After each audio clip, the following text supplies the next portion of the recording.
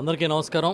గౌరవ మాజీ ముఖ్యమంత్రి వైఎస్ఆర్ పార్టీ అధ్యక్షులు శ్రీ వైఎస్ జగన్మోహన్ రెడ్డి గారి ఆదేశాల మేరకు ఈ ప్రభుత్వ మెడికల్ కాలేజీలని ప్రైవేటు పరం చేసే ఈ ప్రభుత్వ దుశ్చర్యని మేము తీవ్రంగా ఖండిస్తూ ఈ నిర్ణయాన్ని ఉపసంహరించుకోవాలని డిమాండ్ చేస్తూ ప్రారంభించిన కోటి సంతకాల కార్యక్రమం విజయవంతంగా నడుస్తుంది. అన్ని చోట్ల అన్ని నియోజకవర్గాల్లో కూడా కార్యక్రమం మొదలైంది. మన కాకినాడ రూరల్ నియోజకవర్గంలో కార్యక్రమాన్ని ఇప్పటికే నిర్వహిస్తున్నాం. ఈరోజు కరప మండలానికి సంబంధించి ఒక విస్తృత స్థాయి సమావేశాన్ని ముఖ్య నాయకులందరితో సమావేశాన్ని ఏర్పాటు చేసుకుని ఒక అవగాహన సదస్సును పెట్టుకున్నాం. ప్రతి ఒక్కరూ, ప్రతి నాయకులు, ప్రతి కార్యకర్త గ్రామ స్థాయిలోకి వెళ్ళి ఆ ప్రజలకి దీనివల్ల జరిగే చెడు వివరించి ప్రతి ఒక్కరిని కూడా మనం అప్రమత్తం చేసి దీన్ని ఖండించే విధంగా చేయాలని చెప్పి రిక్వెస్ట్ చేశాము. రేపటి నుంచే కార్యాచరణ ప్రారంభమవుతుంది. మా నాయకులందరూ గ్రామాలకు వెళ్తాం, గ్రామాలకు వెళ్ళి ప్రజలతో మాట్లాడతాం. ఎంత దుర్మార్గంగా ఈ కార్యక్రమం చేస్తూ ఉన్నారో చెప్పదలుచుకున్నాం. ఎందుకంటే చంద్రబాబు అంటేనే మోసం, పబ్లిసిటీ తప్ప మినిమం కార్యక్రమాలు జరగట్లే. ఏదైనా తీసుకోండి, మీరు ఏ రంగమైనా చెప్పండి. గూగుల్ వచ్చిందంటాడు, 200 ఉద్యోగాలు వస్తాయి అని చెప్పి బయట చెప్తూ ఉంటే లోకేష్ గారు వచ్చి 1,88,000 ఉద్యోగాలు వస్తాయంటాడు. అసలు మొత్తం దేశం మొత్తం మీద గూగుల్ కంపెనీలో పనిచేసేది 1,80,000.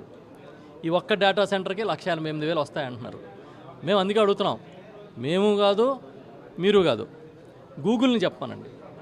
మామూలుగా మనకి ఏదైనా డౌట్ వస్తేనే గూగుల్ని అడుగుతాం కదా. అదే గూగుల్ ఇదిగో మేము ఈ డేటా సెంటర్ పెడుతున్నాం, దీనికి సంబంధించి ఇంత ఖర్చు అవుతుంది, ఇంతమందికి ఉపాధి ఇస్తాం, ఉద్యోగ అవకాశాలు ఇస్తామని గూగుల్ని చెప్పమనండి. లోకేష్ వచ్చి ఏదో ప్రపంచంలో తానే మొట్టమొదటిసారిగా అసలు గూగుల్నే కనిపెట్టినట్టుగా తండ్రి కొడుకులు ఇద్దరు బిల్డప్ ఇస్తున్నారు. మేమేమో అడుగుతున్నామంటే ఇలాగ అబద్ధాలు చెప్పుకుని ఏదో డైవర్ట్ చేయడం కాదు, ప్రజలకు సంబంధించి వాళ్ళ ఆరోగ్యశ్రీ అమలు కావట్లే. వైఎస్ఆర్ క్లినిక్లు దాదాపు మూతేసిన కార్యక్రమం చేశారు. 104, 108లు తిరగట్లేదు. ఒక పక్కన కల్తీ మద్యం. మీకు తెలుసా, గ్రామాల్లో ఆర్ఓ ప్లాంట్లు తెరిచినట్టుగా తెరుస్తున్నారు కల్తీ మద్యం. ఈయన ఉన్నప్పుడు ఏం చెప్పేవాడు, 99 రూపాయలకి క్వార్టర్ బాటిల్ అన్నాడు, నాణ్యమైన మద్యం ఇస్తానన్నాడు. ఇవాళ పరిస్థితి ఏంటి, నాణ్యం పోయింది, 99 రూపాయలు పోయింది. సొంత బ్రాండ్లు వేసుకుని ఏ ఊర్లో ఊర్లో తయారు చేసే పరిస్థితికి వచ్చారు. మళ్ళీ బయట ఏంటంటే మాఫియా అంతా ఆళ్లే నడుపుతారు, మా నాయకుల మీద మా పార్టీ మీద బురద జల్లే కార్యక్రమం. మేము అడుగుతున్నాం, నీకు దమ్ముంటే ఎవరైతే నీ ఫ్యాక్టరీలు నడుపుతున్నారో వాళ్ళందరినీ అరెస్ట్ చేసి లోపలై, నువ్వు నిజంగా నిజాయితీ ఈ జరుగుతున్న కల్తీ మద్యం వ్యాపారాన్ని అంటున్నా అరికట్టు.